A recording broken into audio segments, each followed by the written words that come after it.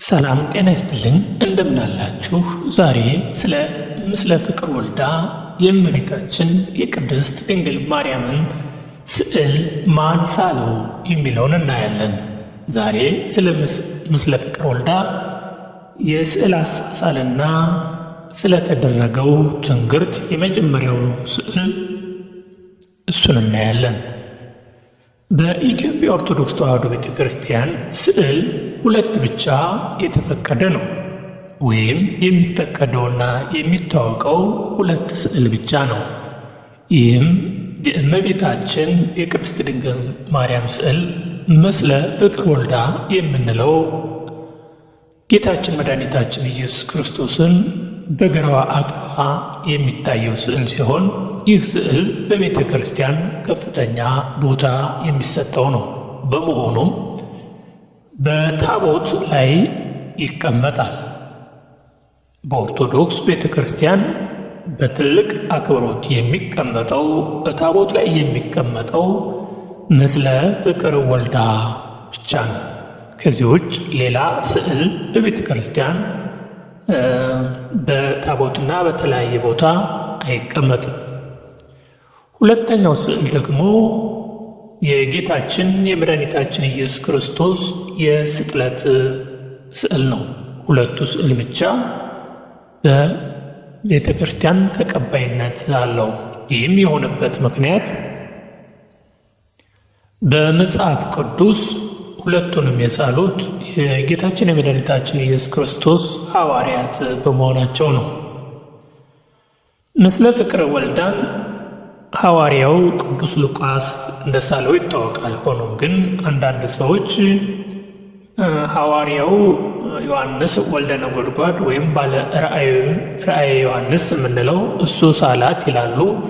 እነሱ ይሳላት ብለው እንደ ምክንያት የሚያቀርቡት ድንግል ማርያምን ለ15 ዓመት ጌታ ከሞተ በኋላ እናትየውን ያችሁት እናት ብሎ ስለሰጠው ወስዶ እቤቱ ለ15 ዓመት ድረስ አብረው ስለቆየች የተደረገውን ያየውን የምትነግረውን የሰማው በሙሉ በማሰብ ስዕል እንደ ሳላት ይናገራሉ። ሆኖም ግን በትክክለኛው መረጃ ሆኖ የበለጠ እንደ ማስረጃ ሆኖ የሚቀርበው ቅዱስ ሉቃስ እንደ ሳላት ነው። ቅዱስ ሉቃስም ሆነ ሐዋርያው ዮሐንስ እኛ ከምናውቃቸው ከሐዋርያነታቸው ወይም ከደቀ መዝሙርነታቸው ውጭ በራሳቸው ሐኪም ናቸው፣ ስዕልም ሰዓሊ ናቸው፣ ጸሐፊም ወይም ደራሲም ናቸው። ስለዚህ ሰዓሊ በመሆናቸው ቅዱስ ሉቃስ ቅድስት ድንግል ማርያምን ስዕሏን እሱ ስሏታል ማለት ነው። ሁለተኛው ደግሞ የጌታችን የመድኃኒታችን የኢየሱስ ክርስቶስን የስቅለት ደግሞ ሐዋርያው ዮሐንስ ወይም ጌታ የሚወደው ዮሐንስ ወልደ ነጎድጓድ እንደሳለው ይነገራል። ዛሬ ግን የምንነጋገረው በሁለቱ ስዕላት ውስጥ የእመቤታችን ምስለ ፍቅር ወልዳ የሚለውን ነው። እመቤታችን ምስለ ፍቅር ወልዳ ስዕል የሳለው በአዲስ ኪዳን የመጀመሪያውን እመቤታችን ስዕል የሳለው ሐዋርያው ቅዱስ ሉቃስ ነው። ይህም አንድ ቀን የአምላክ እናት ባለችበት ከጌታ አስፈቅዶ የሳላት ስዕለ አድኅኖ ሥጋን የለበሰች በፊቷ ወዝ የሚወጣ የምታለቅስ ስትወጋ የምትደማና ድውያንን የምትፈውስ ሆና ተገኝታለች። እንግዲህ ሐዋርያው ቅዱስ ሉቃስ የሳላት ስዕል በአሁኑ ጊዜ ስዕሏ ድውያንን የሚፈውስ ከስዕሉ ላይ ውዝ የሚወጣ ነው፣ የምታለቅስ ነው። እንዲሁም የምትፈውስና ለየት ያለ እጅ የመሰለ ነገር ከምስሏ ወይም ተጨምቆ የሚወጣ ነገር ያለው ሆኖ ተገኝቷል። እንግዲህ ይህች ስዕል ዛሬ በሀገራችን ኢትዮጵያ ውስጥ አለች ይባላል። ይህም ጎጃም በሚገኘው ደብረ ወርቅ ቅድስት ማርያም ቤተ ክርስቲያን እንደሆነ ነው የሚነገረው። ሆኖም ግን ጎጃም ውስጥ የሚገኘው ደብረ ወርቅ ቅድስት ማርያም ቤተ ክርስቲያን ያለው ሁለተኛው ስዕል ነው። ያውም ከ5ኛው እስከ 6ኛው ክፍለ ዘመን የተሳለ ስዕል ግልባጩ ነው። ግልባጩ ከዛ ከዋናው ከኦሪጂናሉ ወይም ከዋናው ስዕል ላይ ተገልብጦ ለሁለተኛ ጊዜ የተሳለው በኢትዮጵያ ምድር በጎጃም ደብረ ወርቅ ቅድስተ ማርያም ቤተ ክርስቲያን ይገኛል ማለት ነው። በሁለተኛው በኩል ደግሞ ሌላ ሀሳብ በ5ኛውና 6ኛው ክፍለ ዘመን የተሳለው የቅዱስ ሉቃስ ስዕል ግልባጩ መርጦ ለማርያም እንዳለ ይነገራል። ይህ አብዛኛዎቹ ቤተ ክርስቲያን የሚናገሩትና ያውም አንዳንዶቹ እንዳዩ በ6ኛው ክፍለ ዘመን ነገስታት እስከ 10ኛ ክፍለ ዘመን የነበሩ ነገስታት በመርጦ ለማርያም በመገኘት ስዕሏን አስወጥተው እንዳዩና ደግሞ ለማሳል እንደሞከሩ ብዙ የቤተ ክርስቲያን አባቶች ይናገራሉ። ስለዚህ የሐዋርያው ሉቃስ ስዕል የቅድስት ምስለ ፍቅር ወልዳ ስዕል በመርጦ ማርያም ነው ያለችው ግልባጯ ማለት ነው። ይህኛው ግን ዋና ኦሪጂናሉ ከዚህ ከቀጥዬ ከምነግራችሁ በኋላ ትክክለኛው ስዕል ከኛ ሀገር እንዳለ የሉቃስ ስዕል ትክክለኛው ዋና ኦሪጂናሉ ኢትዮጵያ ውስጥ እንዳለ ደግሞ የሚገልጽ መረጃ አለ። እሱን ወደ መጨረሻው አሳያቸዋለሁ፣ ገልጻለሁ እና ተከታተሉን። እንግዲህ ይህን ካልን በኋላ አሁን ደግሞ ስለ ድንግል ማርያም ስለ ጸደኒያ ማርታ ማርያም ታሪክ እንቀጥላለን። እንመልከተው። የቅድስት ድንግል ማርያም ምስለ ፍቅር ወልዳ የሰራችው ትልቅ የሆነ ስራ አለ። ይህም መጀመሪያ ስዕሏ ተስሎ ከተቀመጠ በኋላ አሁን በአብዛኛው ግብፅ ሀገር እንዳለ ይነገራል። ያ ስዕል በግብፅ ገዳማት ውስጥ እንዳለ ይነገራል። ከዚህ በፊት መምህር ሮዳስ ያችን ስዕል ከዚህ ቦታ አለች ብሎ እንደተናገረም የሰማሁት ጊዜ ያለ። ጸደኒያ በምትባል ሀገር ውስጥ ማርታ የምትባል ደግ ሴት ነበረች። ይህች ደግ ሴት በቤቷ ትልቅ አዳራሽ ሰርታ እንግዶችን እንደ አባታችን እንደ አብርሃም እንግዶችን ተቀብላ አበልታ አጠጥታ ማደሪያ ቦታ ሰጥታ ታስተናግድ ነበር። ታዲያ አንድ አባ ቴዎድሮስ የሚባል ኢትዮጵያዊ ነው የሚሉ አሉ።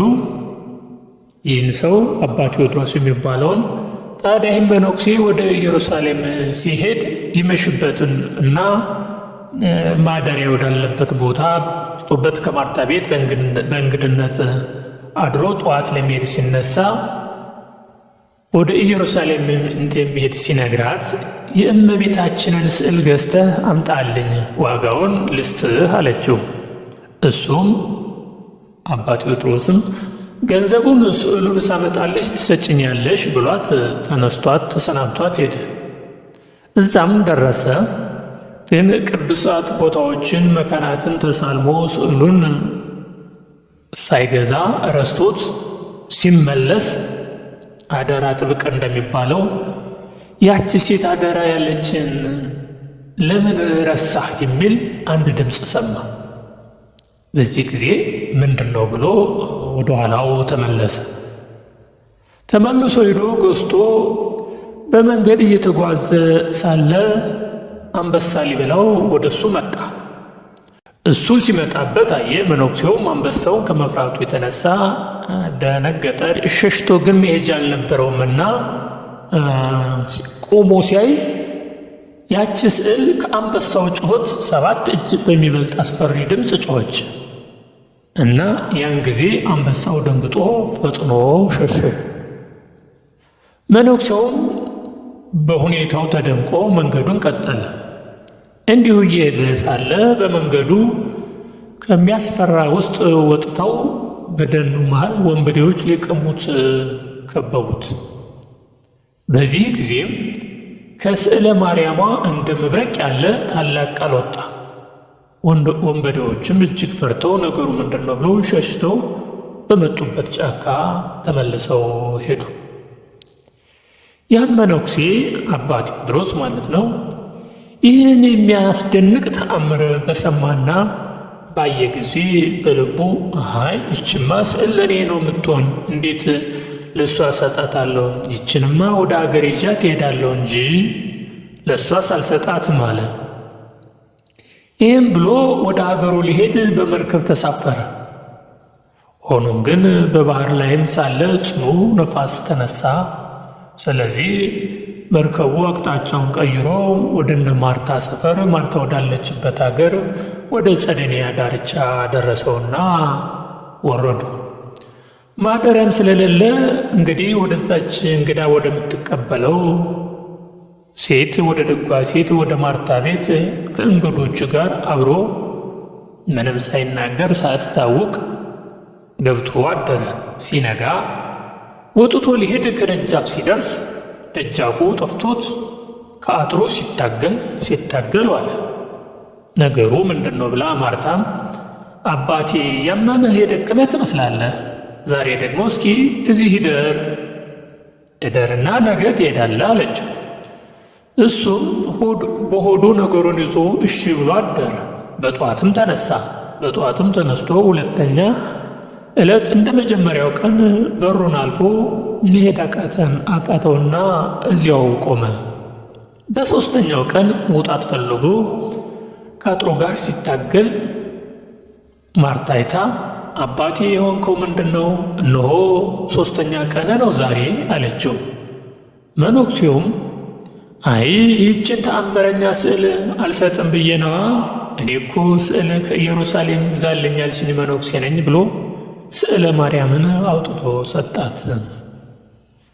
እሷም እጅግ በጣም ተደስታ እግዚአብሔርን አመሰገነች። በስዕሏም ፊት ሰግዳ ለእመቤታችን ለድንግል ማርያም ምስጋናን አቀረበች። ተቀብላም የተጠቀለለችበትን ልብስ ስትፈታ ፈሳሽ ውዝ ከስዕሊቱ ሲንጠፋጠፍ አገኘች። ከደስታዋም ብዛት የተነሳ የዚያን መነኩሴ እጆቹና እግሮቹን ሳመች። ከዚህም በኋላ ይችን ስዕል ወደ ጸሎት ቤቷ ወስዳ በታላቅ ክብር የምትቀመጥበትን አዘጋጅታ አኖረቻት። ማንም እንዳይዳስሳትም የነሐስን መስኮትም ሰራችላት። በሌሊት የሚያበሩ መቅረዞችን በፊቷ ሰቀለች። ከመቅረዞቹም ውጭ የሐር መጋረጃን ጋርዳ ከስዕሊቱ እየተንጠፋጠፈ የሚወርደው እዥ የመሰለ ቅባት የሰዎችን የሚፈውስ ሆኖ ተገኘ። በአሁኑ ሰዓትም ከዛሬ 2 ዓመት በፊት ይመስለኛል ክቡር መጋቢ ሮዳስ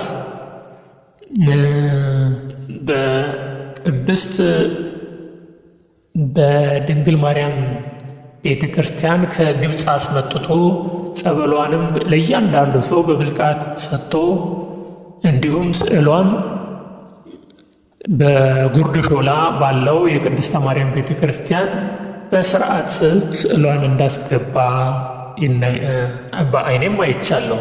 እንግዲህ ያቺ ስዕል ነች። ከስዕሊቱ እየተንጠፈጠፈ በሚወርድ ምእመናን የሚድኑባት የቅድስት ድንግል ማርያም በረከት የሆነ ስዕል የሆነው ዛሬ በዚህ ስዕል ላይ ያለው የተደረገው ነገር እንግዲህ በሀገራችን እንዲደረግልንም እንፈልጋለን። እንግዲህ ብዙ ጊዜ ቅድስት ድንግል ማርያም በግብፅ ሀገር ከ1 3 ጊዜ ተገልጣለች። በእኛ ሀገር ደግሞ ይህ ነገር አልተፈጸመም። እንግዲህ ድንግል ማርያም ግብፅን ትወዳለች፣ እኛን ኢትዮጵያንን ደግሞ ትወዳለች። በመገለጥ ጉዳይ በደብረ ብርሃን ሰሚነሽ ኪዳነ ምሕረት የዛሬ 30 ዓመት ወይም 20 ዓመት አካባቢ አሁን አባት የነበሩት በቅርብ የዛሬ 1 ዓመት ወይም የዛሬ 3 ዓመት የሞቱ አባት እኔም ደርሼባቸዋለሁ። ያዩት አሉ። ከቤተ ክርስቲያን ቆይተው መቅደሻዋ ሊገቡ ሲሉ እንዳዩት የተናገሩ። ስለዚህ እግዚአብሔር አምላክ በሁላችን በረከቱ ይደርብን። ስለ ቅድስት ድንግል ማርያም ስዕል በኢትዮጵያ መገኘት አንዳንድ ሰዎች እንዲህ ይላሉ። ይህ ያገኘሁት በማኅበራዊ ሚዲያ ነው። ወንጌላዊ ቅዱስ ሉቃስ የሳላት ወይኒቱ ማርያም የምትባለው ስዕሏ የተሳለችው በወንጌላዊ ቅዱስ ሉቃስ እጅ ነው። የምትገኘው ደግሞ ኢትዮጵያ ውስጥ ነው ይላል። ስዕለ ሉቃስ ወይም ወይኒቱ ማርያም በመባል ትታወቃለች። ወይኒቱ ማርያም በቀዳማዊ አጼ ዳዊት በ1382 እስከ 1430 ዓመተ ምህረት ዘመነ መንግሥት ከግማደ መስቀሉ ጋር በስጦታ ከተላኩት ንዋያተ ቅድሳት አንዷ ስትሆን አሁን የምትገኘው ጎጃም ደብረ ወርቅ ማርያም ቤተ ክርስቲያን ውስጥ ነው ይላል። ደብረ ወርቅ ማርያም በ4ኛው መቶ ክፍለ ዘመን የተመሠረተች ገዳም ናት። ከ711 በላይ ልዩ ልዩ ንዋየ ቅድሳት ይገኙባታል። ከእነዚህ መካከል ቅዱስ ሉቃስ የሳላት ምስለ ፍቅር ወልዳ እመቤታችን ልጇን ታቅፋ የተሳለችው ስዕል ናት ይለናል። ወይኒቱ ለደብረ ወርቅ ማርያም በስጦታ ያበረከቱት ደግሞ ግማደ መስቀሉን ወደ ግሸን ተራራ ወስደው ያስቀመጡት አጼ ዘርዓ ያዕቆብ ናቸው። መጀመሪያ አባታቸው አጼ ዳዊት ግማደ መስቀሉን ወይኒቱ ማርያምንና ሌሎችን ንዋያተ ቅድሳት በስጦታ ተቀበሉ። ልጃቸው ዘርዓ ያዕቆብ ደግሞ ግማደ መስቀሉን ግሸን ላይ አስቀመጡ። ወይኒቱ ማርያምን ደግሞ ለደብረ ወርቅ ማርያም ቤተ ክርስቲያን በስጦታ አበረከቱ ይለናል። ስዕለ ሉቃስ ወይም ወይኒቱ ማርያም 3 ኃይሎች አሏት ይላል። እነዚህም ነጫጭ ንቦች፣ ጥቁር ንቦችና ነብሮች። በእነዚህ በሦስቱ ትጠበቃለች ይለናል። አስገራሚው ነገር ጥቋቁር ንቦች ከመስኮቶቹ እየወጡና እየገቡ በዐይነ ቁራኛ ይከታተላሉ። እነዚህ ንቦች ስዕሏ ወደ ቤተ መቅደስ ስትወሰድና ስትወጣ አጅበዋት የሚሄዱ ሲሆን ስትመለስም አብረዋት ይመለሳሉ ይለናል። ነብሮቹም በሕንፃው ጣሪያ ላይ ይገኛሉ። ቀን እዚያው ተኝተው የሚውሉ ሲሆን ምሽት ላይ ምግብ ፍለጋ እንደሚወጡ አባቶች ይናገራሉ። ነብሮችም ከሌባ በስተቀር ሕዝቡን አይተናኮሉም። በወይኒቱ ማርያም የምትወጣው መስከረም 21 ጥር 21 እና ነሐሴ 16 ስዕሏ ከቤተ መቅደስ ይወጣል ይለናል። ስለዚህ እንግዲህ ውጭ ሀገር አለ ብለን የምናስበው ይኸውም በግብፅ አለ ተብሎ የሚታሰበው ዘይት የሚፈሰው ከምስሏ ላይ ያለው ስዕልና አሁን ወይኒቱ ማርያም ቤተ ክርስቲያን አለው የምንለው ምስለ ፍቅር ወልዳ የእመቤታችን ስዕል የተለያዩ ናቸው ማለት ነው። እንግዲህ በተለያየ አጋጣሚ አንዷን ምስል በተለያየ ጊዜ የተለያዩ አባቶች እየሳሉ ዋናው ግን በእኛ ሀገር አለ ማለት ነው። አብዛኛዎቹ ግን በዚህች ቤተ ክርስቲያን ያለው ዋናው ሳይሆን ኮፒው ነው ይላሉ። ያውም አንዳንዶቹ ደግሞ ከዚች ቤተ ክርስቲያን ሳይሆን መርጦ ለማርያም ነው ያለው። እሱም ከ6ኛው ክፍለ ዘመን ጀምሮ የተሳለ ስዕል ነው። በዓመት በዓል ይወጣል ሲሉ አንዳንድ መምህራን ሲናገሩ ሰምቻለሁ።